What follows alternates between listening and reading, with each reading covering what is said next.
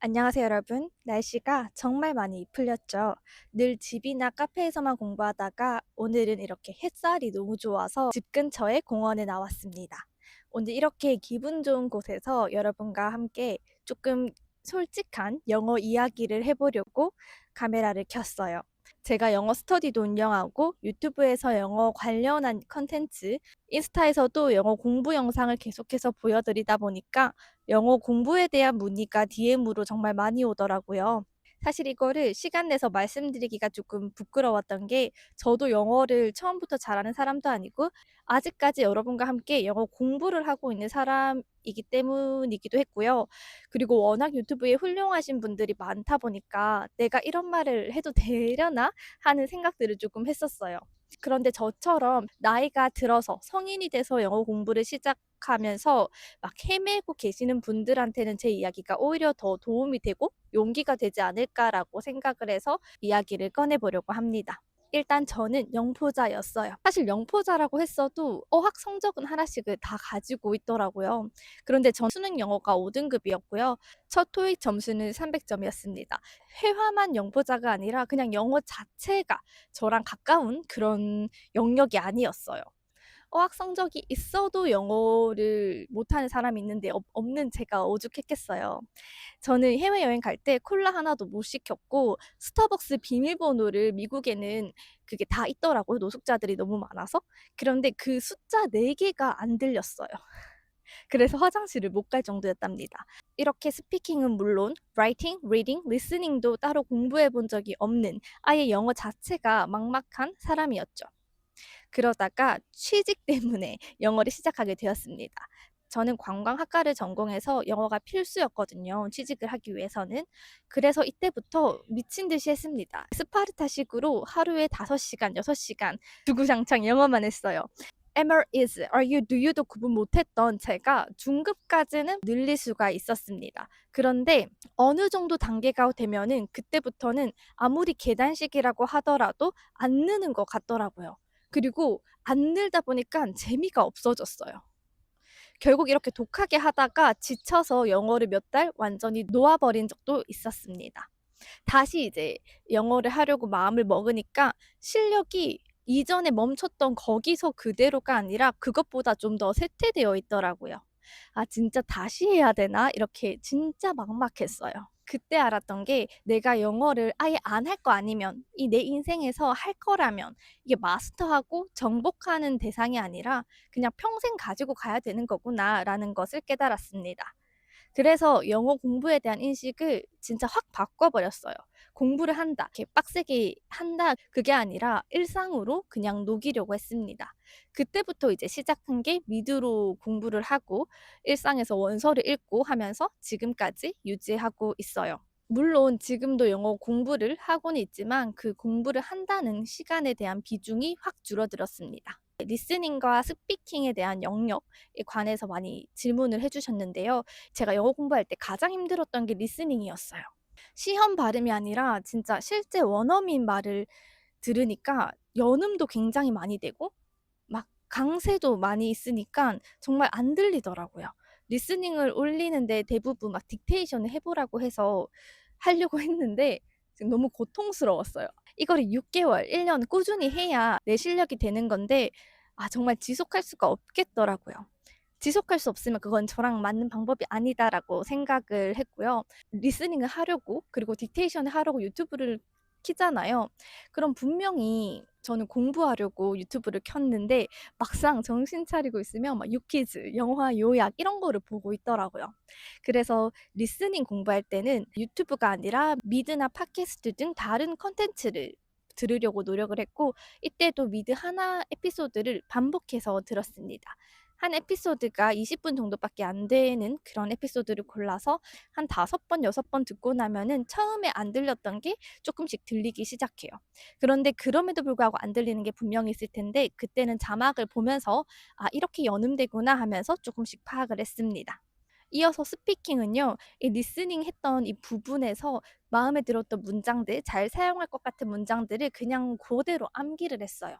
암기를 하고 써 보고 그리고 암기한 것을 좀 바꿔가면서 단어만 바꿔보고 나만의 문장으로 바꿔서 그걸 계속 원어민한테도 써보고, 그런 여건이 되지 않는다면 혼잣말이라도 계속 그 문장을 쓰려고 했습니다. 사실 영어 스피킹 단기간에 올리는 방법 이렇게 쳐보면요. 뭐 쉐도잉을 1000번 해라. 프렌즈 뭐 100번 봤더니 입이 트인다. 이런 말들이 나오는데, 그렇게 해서 실력을 올리신 분들 정말 제가 존경을 하고요. 저 같은 경우는 그게 아니었습니다. 물론 쉐도잉을 하면 억양이나 발음 개선은 굉장히 좋아요. 그런데 스피킹이 좋아지냐? 그것까지 되려면 쉐도잉을 했던 그 문장을 완전 내 것으로 만들어야 됩니다. 그리고 요즘에는요, AI로 영어 공부하기가 정말 좋은 세상이잖아요. 저도 처음에 나왔을 때 진짜 '나 영어 빨리 늘겠다.' 이렇게 흥분해 가지고 하루에 1시간씩 했을 때도 있었습니다. 그런데 이것도 결국에 나 혼자 해야 되는 거더라고요. 그러니까 사람이랑 하는 게 아니다 보니까 금방 지루해지더라고요. 무엇보다 이 의지가 없으면은 지속하기가 힘든데, AI라는 좋은 툴이 있어도 결국에 내가 스스로 책상 앞에 앉아야 하는 거죠. 그게 아니면 소용이 없었던 거였습니다. 이렇게 영어 듣기의 고충, 영어 말하기의 두려움, 그리고 혼자 의지로 영어 공부를 책상에 앉아서 하는 게 얼마나 힘든지 제가 너무나 잘 알고 있어요. 그래서 '이 모든 것을 다 보완하는 방법이 없을까?'라고 생각해서 시작한 게 영어 챌린지입니다. 물론 이 영어 챌린지는요, 완전히 왕초보, are you, do you도 구분하기 힘든 그런 초보자들에게는 추천드리지 않아요. 저도 왕초보에서 초보로 올라갔던 그 단계가 있었기 때문에 이 공부법을 진행할 수 있었거든요. 그래서 '나는 are you, do you 구분은 된다. 어느 정도 이해는 할 수 있다, 문법을.' 이렇게 하시는 분들한테는 추천드립니다. 저조차도 혼자 하려면 계속 타협을 하게 되더라고요. '내일부터 하지.' 이런 식으로 막 덮어버리게 되고, '왜 나는 의지가 이것밖에 안 될까?' 자책도 굉장히 많이 했습니다. 그런데 이 공부법을 바꾸고 환경을 세팅하면서 정말 많이 깨달았어요. '의지로 하는 거는 한계가 있구나. 아무리 열심히 하는 사람이라도 결국에 시스템이 중요하고 환경이 중요하구나.'라는 걸 알게 됐습니다. 그래서 제가 직접 페이스메이커가 되기로 결심을 하고 만든 게 하루미드 하루원서였어요. 여러분이 겪고 있는 리스닝의 막 고충, 말하기의 두려움, 그리고 무엇보다 지속하기 힘든 그 마음을요, 제가 이 시스템 안에 다 녹여냈거든요. 더 이상 핑계를 댈 수 없을 정도로 그냥 다 해 놨어요. 특히 하루미드 같은 경우는 영상 그냥 30초짜리 제가 편집을 했고요. 거기에 나오는 그 영상에서 중요한 부분의 리스닝을 딕테이션 할 수 있게 작성을 해 놨고, 그리고 거기에 나오는 표현, 예문들을 싹 정리했습니다. 굳이 AI 툴을 써서 찾아볼 필요도 없고, 네이버 뭐 유튜브를 끼면서 찾아보다가 다른 길로 셀 필요도 없는 거죠. 그리고 10분짜리 영상 가이드까지 제작을 했기 때문에 어쩔 수 없게 그냥 그 제가 보내준 것만 틀면 되게 되어 있어요. 찾아보고 이러한 노력이 전혀 필요 없죠. 그리고 이렇게만 하면 또 결국에는 또 혼자서 하는 거일 수도 있잖아요. 근데 그거를 이제 인증을 하고 단톡방에서 문장도 만들어 보고, 나만의 문장, 그럼 제가 피드백도 드리거든요. 그 문장도 만들어 보고, 또 일주일에 한 번 다 같이 만나서 우리가 배운 문장에 대해서 계속 나만의 문장, 우리만의 문장, 일상에서 쓸 법한 그런 문장을 계속 만드는 연습을 합니다. 그리고 하루 원서 같은 경우도요. 예전에 저는 원서를 읽을 때 진짜 한 페이지 읽는데 1시간이 걸렸어요. 모르는 단어가 뭐 이리 많은지 그걸 찾아보고, 예문도 보고, 실제로 어떻게 쓰는지도 보고, 그거 하는 거 자체가 너무 고통이라서 재미가 없었어요, 원서 읽는 거 자체가. 그래서 그 마음을 너무 잘 알고 있기 때문에 하루 원서에서는 우리가 진행하는 그 원서 전체 페이지에 대한 단어, 표현을 제가 싹 정리했습니다. 100페이지가 넘어요. 진짜 한마디로 그냥 어떠한 핑계도 댈 수 없을 정도의 정리를 다 해 놨습니다. 많은 분들이 제 인스타 스토리를 보고 "어떻게 혼자 이렇게 매일 열심히 하냐?"라고 물어보시는데요. 저는 사실 엄청난 의지력의 소유자가 아니거든요. 사실 아무도 보고 있지 않더라도 한 명이라도 '저 사람 오늘 공부 안 하나?' 이런 시선이 너무 신경이 쓰여 가지고 스스로 환경을 세팅한 거예요.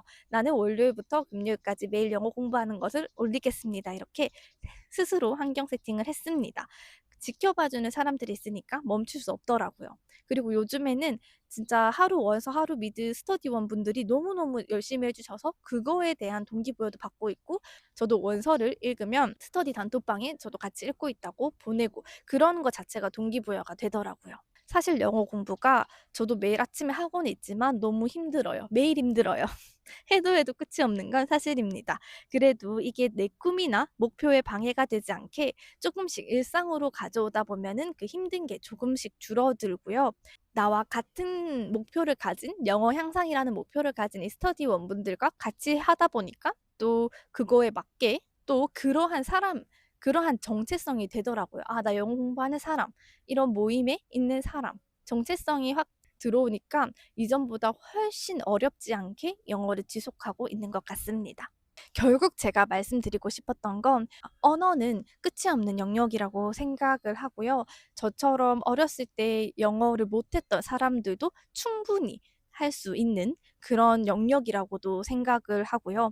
또 영어뿐만 아니라 어떠한 뭐 독서 모임이든 영어 모임이든 모임 자체를 가는 이유가 결국에는 동기부여를 얻고 그 정체성을 가지려고 그 환경을 갖고 싶어서 가는 거잖아요. 그래서 여러분이 혼자의 의지로 힘들다면 내가 되고 싶어 하는 그 정체성이 되어 있는 사람을 만나서 보는 건 어떨까라는 생각을 전달하고 싶었습니다. 오늘 제 이야기가 조금이라도 도움이 되셨기를 바라면서 영상을 마치도록 해볼게요. 그러면 다음 영상에서 뵙도록 할게요.